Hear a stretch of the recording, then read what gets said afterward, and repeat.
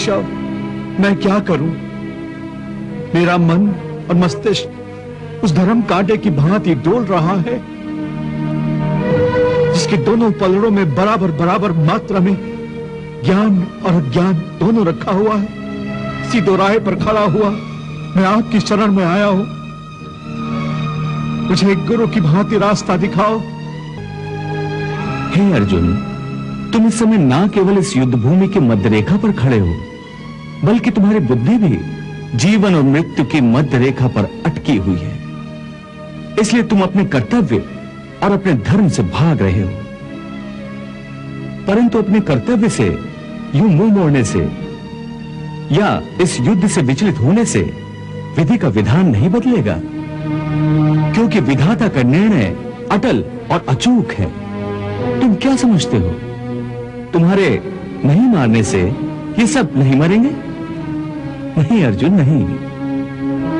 तुम इन्हें नहीं मारोगे तब भी ये मरेंगे, क्योंकि इनके प्रारब्ध में इनकी मृत्यु का समय, दिन और क्षण तो पहले से ही निश्चित कर दिया है।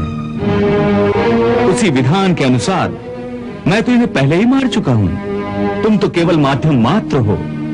तुम्हारे माध्यम से मैं इन सब का वध करना चाहता हूं। तुम इसे अपना कर्तव्य समझो या प्रारब्ध, तुम्हें इन सब का वध करना ही है। मैं क्या करूं मधुसूदन? अपने मन को कैसे मारूं? अपनी भावनाओं को अपने ही पैरों तले कैसे रौंद डालूं? बताओ मधुसूदन, मैं क्या करूं? हे पार्थ, धर्म के रास्ते से हटाने वाली भावनाओं का त्याग करो। भावनाओं के समुद्र में डोलने के बदले तैरना सीखो।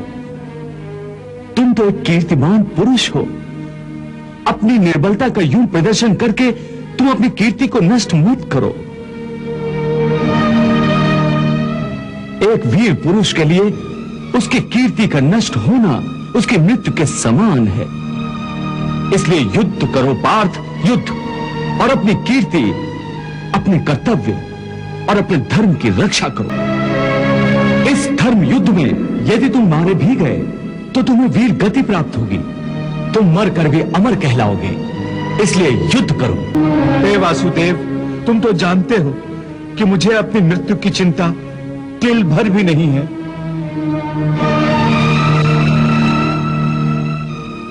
हे अर्जुन, मैं जानता हूं तुम इस धर्म युद्ध में अपने प्राणों की आहुति देने से जरा भी नहीं घबराते।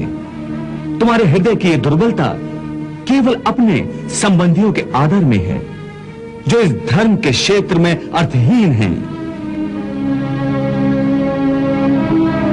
तुम्हें अपने संबंधियों की मृत्यु की चिंता है, परंतु तुम्हारा यह विचार तुम्हारे अज्ञान का खुला प्रतीक है।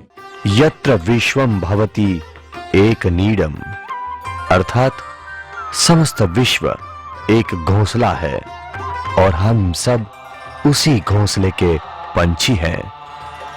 एक कैसा विलक्षण जीवन मंत्र, कैसी विशाल भावना, जिसमें विश्व की कई समस्याओं का समाधान है।